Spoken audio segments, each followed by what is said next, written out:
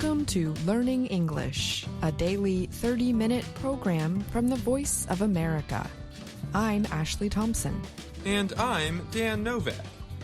This program is designed for English learners, so we speak a little slower, and we use words and phrases especially written for people learning English.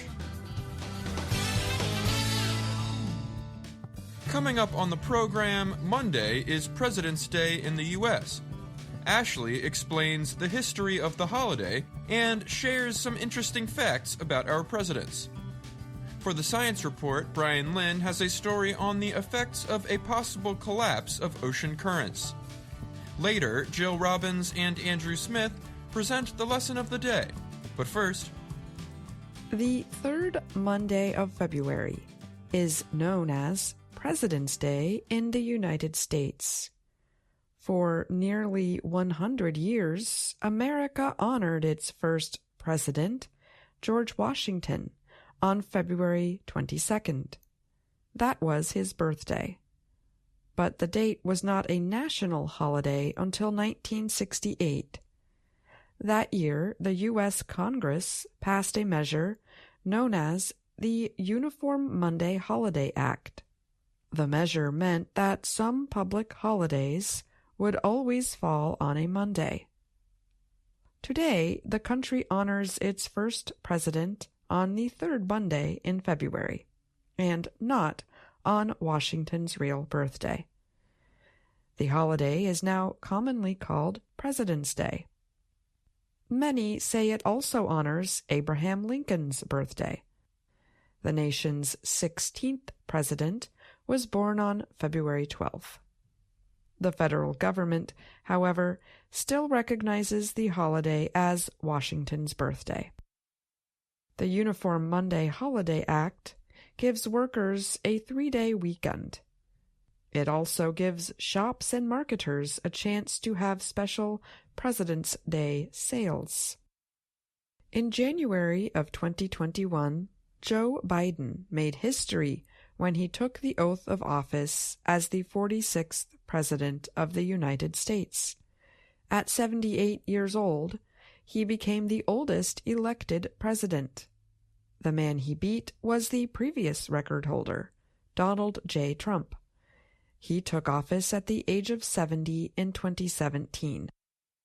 Biden and Trump are leading candidates for the Democratic and Republican presidential nominations for the 2024 presidential race. They will likely face each other again later this year for the presidency. As the first billionaire president, Trump replaced John F. Kennedy, the 35th president, as the richest man to serve as president. Kennedy still holds the record for the youngest person to be elected president. He was 43 when he took office. Kennedy is also the youngest president to die in office. He was assassinated in 1963 in Dallas, Texas. He was 46 years old. Another presidential assassination put the youngest person in office for the president. In 1901, Theodore Roosevelt, then the vice president, became president at the age of 42. He took office after William McKinley, the 25th president, was shot and killed in Buffalo, New York. The first president to die in office, though, was William Henry Harrison. The country's 9th president only served 32 days, the shortest time of any president.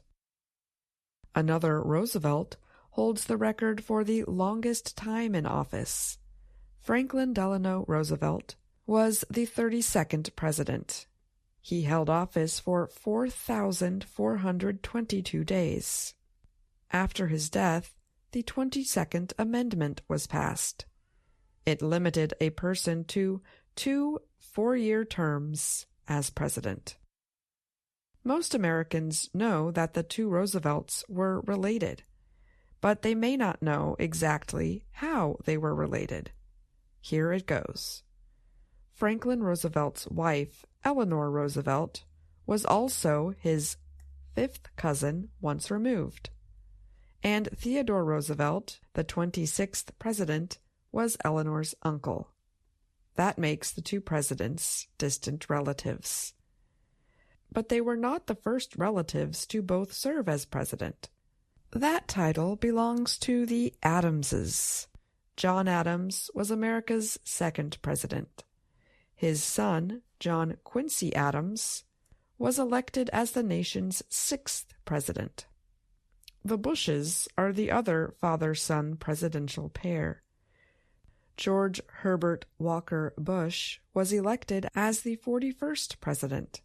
His son, George W. Bush, was the country's 43rd president. Not everyone can run for president. The U.S. Constitution says a person must be at least 35 years old. A person must also have lived within the United States for at least 14 years, and they must be a natural-born citizen.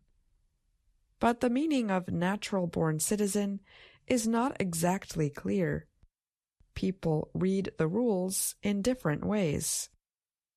By some reasoning, the first natural-born American president was not George Washington or John Adams.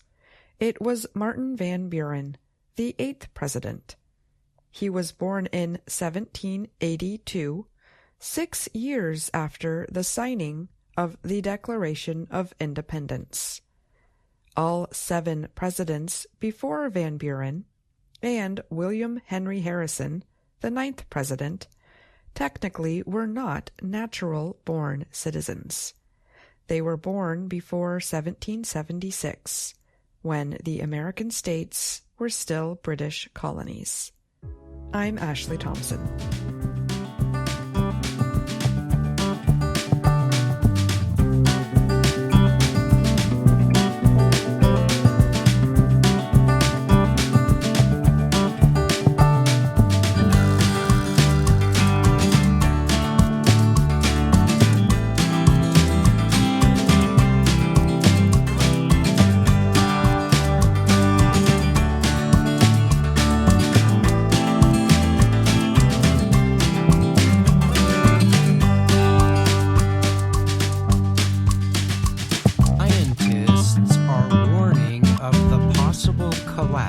Of an Atlantic Ocean current system that would likely lead to worldwide climate changes.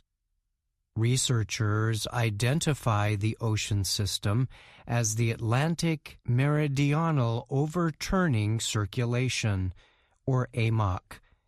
They say the system plays an important part in moving or circulating salt and warm water around the world. This process helps control world temperatures, affects carbon dioxide levels, and supports worldwide water flows. The AMOC system brings warm water to northern areas and carries cold water south, the U.S. National Oceanic and Atmospheric Administration, NOAA, explains. The circulation also transports nutrients necessary to support many kinds of sea life. The process begins as warm and salty surface water flows northward toward Greenland in the Atlantic. Scientists created a complex climate model in an effort to simulate a possible collapse of the AMOC. The computer model was able to measure a sudden weakening of the ocean circulation, the team said in a statement. The research was led by scientists from Utrecht University in the Netherlands. A study describing their findings recently appeared in the publication Science Advances. For thousands of years, Earth's oceans have depended on the AMOC circulation system, which acts like a conveyor belt to control climate. The system is still operating but has experienced slowdowns in recent years. The driver of the conveyor belt sits off the coast of Greenland. As more ice melts here from climate change, more fresh water flows into the North Atlantic and slows the circulation, said René van Westen. He is a climate scientist and oceanographer at Utrecht University. Van Westen told the Associated Press his research on a possible AMOC collapse does suggest we are heading towards a tipping point. He added, however, that while his team found clear evidence the system is moving closer to collapse, we're not sure how much closer. In the current system, cold, deeper, and fresher water heads south past both Americas and then east past Africa. The system also pushes saltier, warmer ocean water from the Pacific and Indian Oceans past the southern tip of Africa. This water flows to and around Florida before continuing up the U.S. East Coast towards Greenland. The Dutch team simulated 2,200 years of AMOC flow. The researchers added to the model expectations for future human-caused climate change. The results predicted an abrupt AMOC collapse after 1,750 years. But the researchers noted it is difficult to provide a realistic date because the process could be influenced by many unknown circulation events. Making a prediction is also difficult because current observational records are too short to provide an exact estimation of collapse, the scientists said. The team said more physics-based measuring tools are necessary to create early warning systems. The team noted one difficult area to predict is around the tip of Africa, where it is difficult to produce realistic estimates of circulation flows. Measurements around that area have a big effect on how much the AMOC slows, the researchers said. This value is getting more negative under climate change, Van Westen said. He added that when the AMOC reaches a certain level, the change does not happen over time, but would be more cliff-like, he added. Van Westen said an AMOC collapse would mostly affect climate in Europe. The researchers say a collapse could reduce temperatures in northwestern Europe by 5 to 15 degrees Celsius. Their study predicts the change would also extend Arctic ice much farther south, raise temperatures in the southern hemisphere, and change worldwide rainfall. Some scientists warned the climate effects could cause worldwide food and water shortages. In addition, the team said the simulation predicted a possible 100-centimeter rise in European sea levels if the AMOC collapsed. Van Westen warned that once the collapse happens, the resulting climate effects are nearly impossible to change. Another member of the team, Henk Dijkstra, said staying clear of such a tipping point is necessary to avoid the devastating consequences on climate, society, and the environment. I'm Brian Lynn.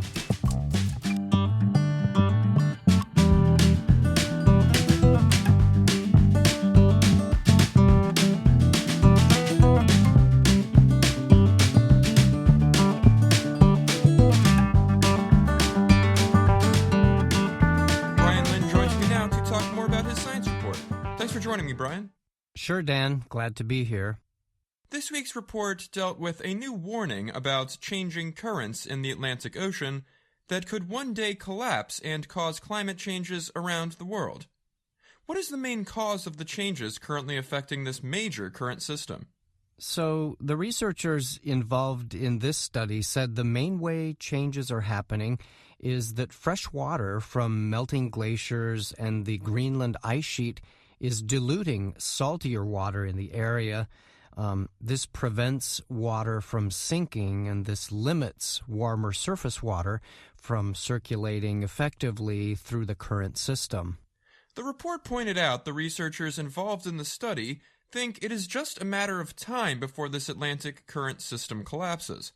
But they also admitted the difficulties involved with trying to make exact predictions, right? Yes, that's correct. The model the team created to simulate a total collapse was covering a period of more than 2,000 years. And while the researchers said it is difficult to put realistic timing on an actual collapse, they are very confident it will eventually happen if climate conditions stay the same or worsen.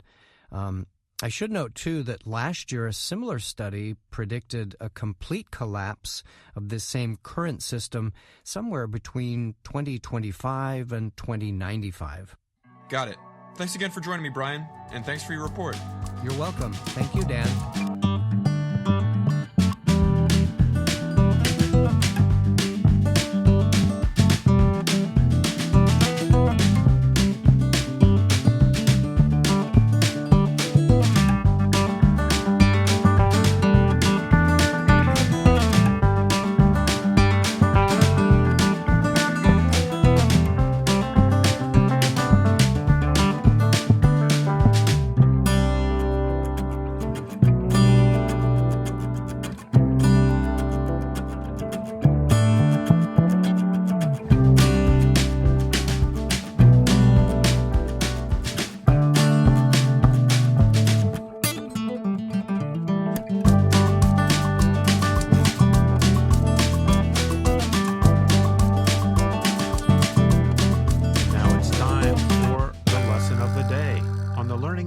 Podcast. My name is Andrew Smith, and I'm joined by Jill Robbins. Hi, Jill. Hi, Andrew. Our lesson is based on our video series, Let's Learn English. The series shows Anna Mateo in her work and life in Washington, D.C. Here's Anna introducing herself. Hello, my name is Anna Mateo. In today's lesson, we'll be teaching 7 expressions in English. You will also hear a bit of music from Anna and her special guest. And we're going to use an audio scrapbook to travel back in time to a previous podcast. An audio scrapbook? That's right, and we'll explain that expression in just a few minutes. But first, let's begin with Lesson 23 of Level 2 of the Let's Learn English series. Anna learns that she'll be interviewing one of her favorite musicians, a woman named Emma G. An interview is a conversation where a reporter or journalist asks questions to a well-known person. Or it can be when one person asks another person a list of questions to find out if they are suitable or a good fit for a job. Ms. Weaver tells Anna she'll be interviewing Emma G., and Anna gets very excited. Hello, Anna, this is Miss Weaver. Ms. Weaver. Tomorrow you'll be interviewing musician Emma G. Emma G? I will be talking to Emma G? Anna, are you there? Now let's hear how the interview begins. Hello, and welcome to the music today. Musician Emma G will be joining us here. She is a wonderful songwriter and an amazing singer. And I love her. Let's give a warm welcome to Emma G. Hi, thank you for coming on the show. Of course. Great to be here. Well, we can't wait to hear you sing. I listen to your music a lot, so I feel like I know you. Is that strange? Anna, listening to music can be a very personal experience, so no, that's not strange. Good, because I made something for you. A video scrapbook of our friendship. I took photos of you and added myself. I worked on it all weekend. Well, that's strange. Is that even legal? Emma G. thinks it's strange that Anna took photos of her and made a scrapbook. The scrapbook has photos of Emma G. and Anna together, as if they are close friends. There's that word again, scrapbook. Let's explain. A scrapbook is a book with empty pages, but on the pages you can put photos or newspaper articles or other things to help you remember special experiences. A few minutes ago, I said we were going to use an audio scrapbook. That means we'll revisit a previous podcast and listen to an explanation of the future continuous tense. You've already heard the future continuous several times today. Here are some examples. In today's lesson, we'll be teaching 7 expressions in English. Ms. Weaver tells Anna she'll be interviewing Emma G. Hello, and welcome to The Music today. Musician Emma G. will be joining us here. And here's our explanation from a previous podcast, based on Lesson 45 of Level 1 of the series. She will have to wait, but our listeners can notice right now a special way we can talk about the future in English. It's called the future continuous tense. Listen again. Marcia, we just left D.C. We'll be eating lunch in about 2 hours. Instead of saying we're going to eat in 2 hours, Anna says, We'll be eating lunch in about 2 hours. That's because it takes some time to eat.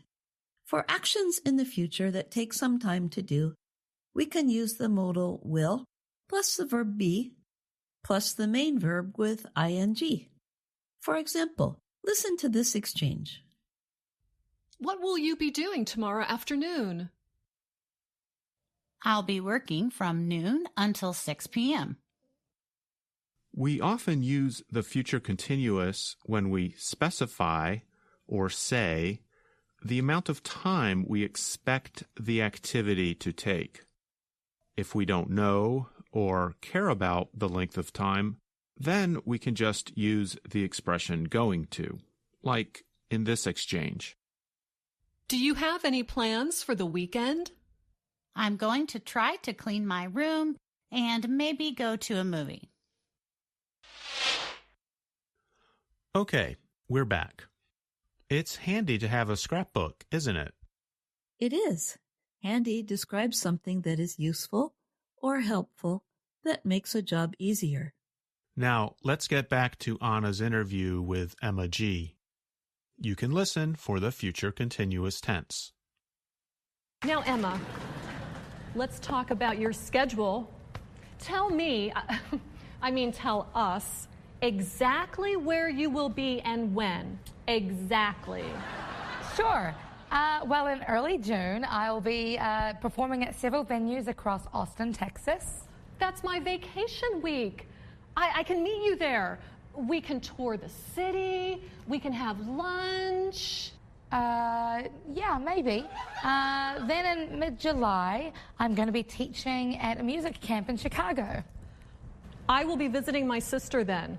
She only lives 6 hours from Chicago. I could drive over. We could hang out. Yeah, maybe. You know, maybe now's a good time for some music. That's a great idea. Now, let's hear a song from Emma G. Yay! I wrote this song a couple of years ago. It's called Wary.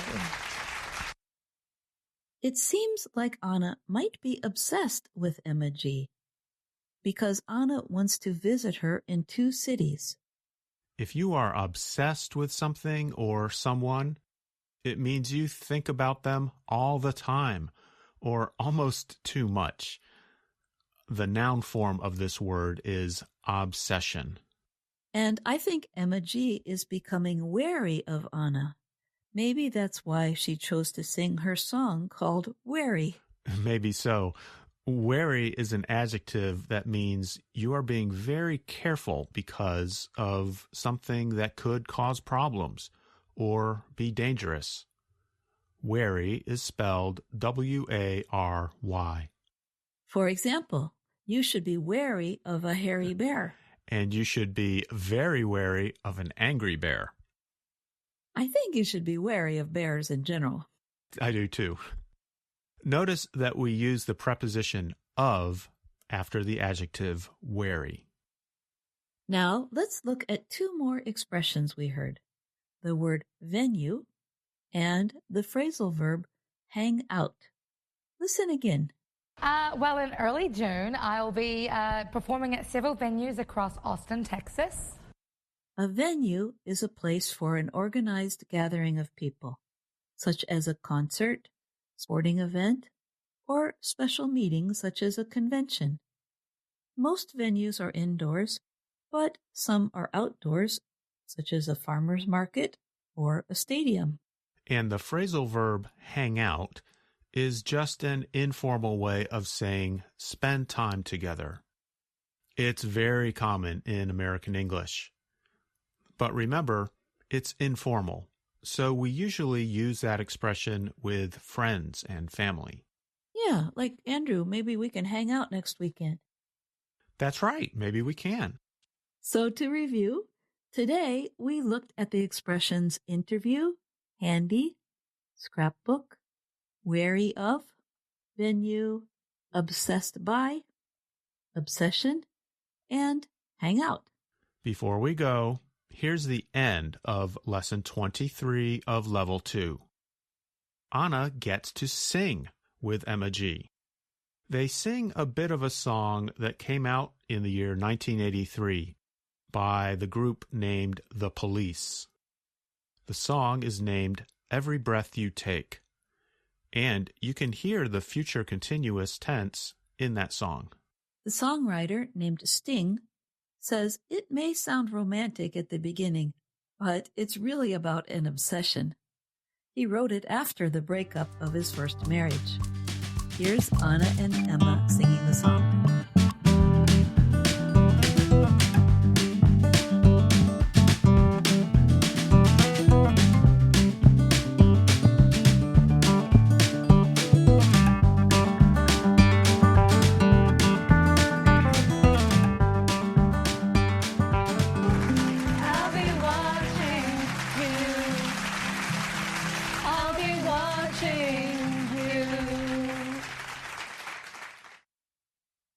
And we hope you'll be watching Lesson 23 of Level 2 and all of the Let's Learn English series.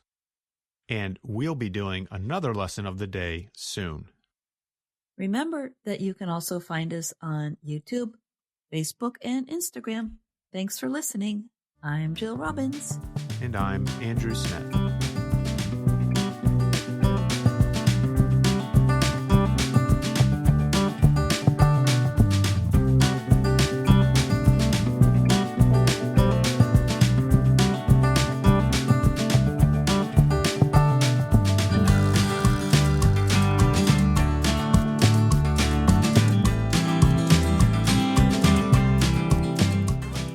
That's our program for today.